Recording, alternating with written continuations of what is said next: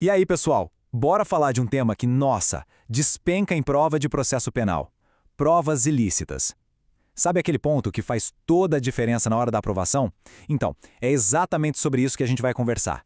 Vamos destrinchar tudo o que precisa saber para gabaritar essa questão.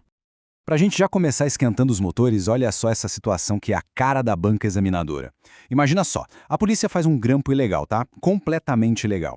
Nesse grampo, ouve o suspeito falar de um diário. Aí beleza, com o mandado certinho a polícia vai lá, acha o tal do diário e, bingo! O diário aponta exatamente onde está a arma do crime. E agora? Essa arma pode ou não pode ser usada no processo? Pensa aí, guarda essa pergunta, que até o final a resposta vai estar na ponta da língua. Então, para a gente conseguir responder essa pergunta e outras parecidas, a gente precisa dar um passo atrás. Temos que entender o fundamento, a base de tudo. Como é que um juiz avalia as provas? Como ele forma a decisão dele? O sistema que a gente usa no Brasil é o do, anota aí, livre convencimento motivado.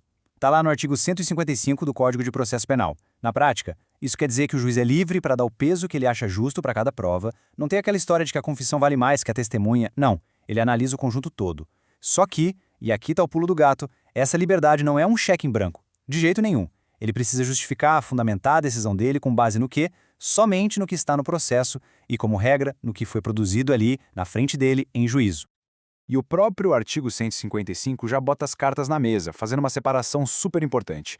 De um lado, a gente tem a prova, com P maiúsculo. É aquilo que rola no tribunal, com advogado, promotor, todo mundo participando. É o famoso contraditório. Do outro lado, estão os elementos informativos, que é basicamente o que a polícia junta lá no inquérito. A grande sacada, o que a banca vai te cobrar, é o seguinte: o juiz pode condenar alguém só com base no que está no inquérito? A resposta é um sonoro não. De jeito nenhum. Condenação exige prova judicializada. Beleza, com essa base bem sólida, agora sim a gente pode ir para o coração do nosso assunto de hoje, a regra de ouro sobre as provas conseguidas de forma ilegal. E olha, não é uma regrinha qualquer não, viu? Isso vem lá de cima, da Constituição Federal.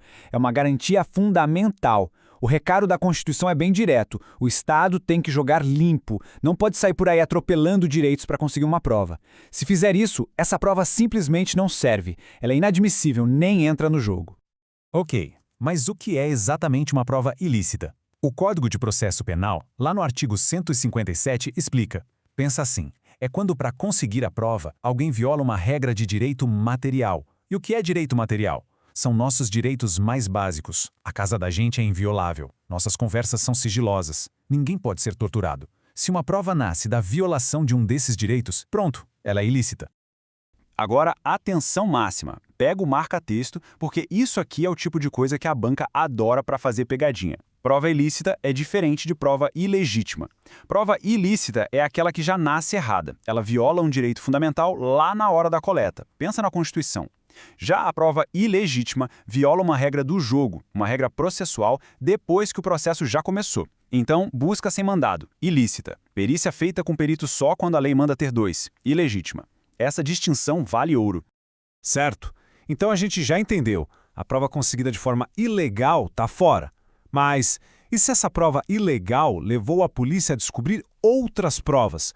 Como fica essa história? É aqui que entra uma teoria famosíssima no direito. É a teoria dos frutos da árvore envenenada. A lógica é super intuitiva. Imagina uma árvore que foi envenenada na raiz. A gente comeria os frutos que nascem dela? Claro que não. No direito é a mesmíssima coisa. Se a primeira prova, a árvore, é ilícita, ou seja, envenenada, todos os frutos, todas as outras provas que só foram achadas por causa dela, também estão envenenadas. E a regra é que elas também não podem ser usadas. Isso não é só uma historinha de livro não, tá na lei. O artigo 157, parágrafo 1º, diz exatamente isso. As provas derivadas das ilícitas também são inadmissíveis. Agora vamos voltar para o nosso desafio do começo. Lembra? O grampo ilegal é a árvore envenenada.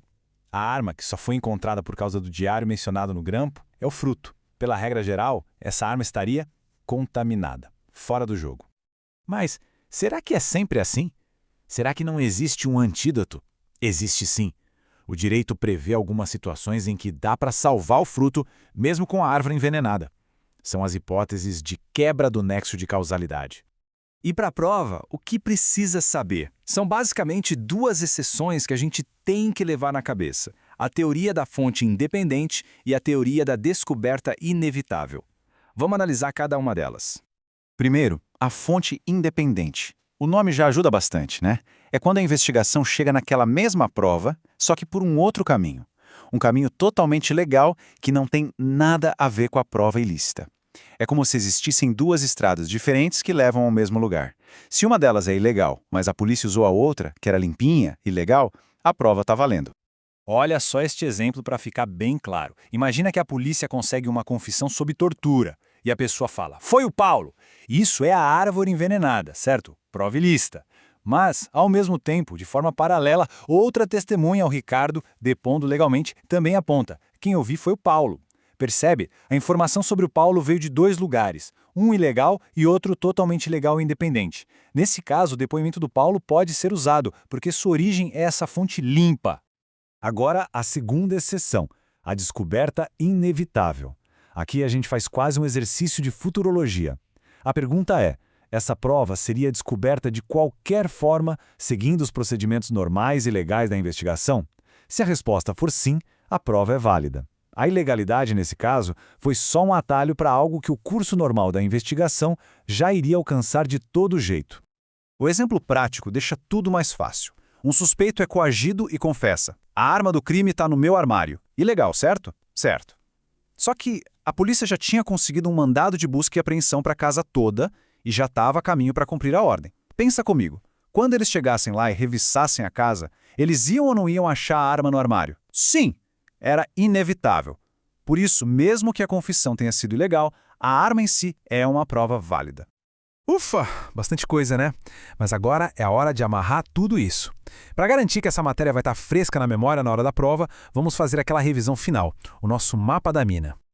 Olha só este quadro. Tudo começa com o quê? Com o livre convencimento motivado do juiz. A regra geral é que prova ilícita não pode. Está no artigo 157. E essa contaminação se espalha para as provas que derivam dela, lembra? A teoria da árvore envenenada? Mas temos os antídotos, as exceções que salvam a prova, a fonte independente e a descoberta inevitável. Pronto, tira um print, anota no caderno porque isso aqui é o resumo da ópera, é o que vai te dar o ponto na prova.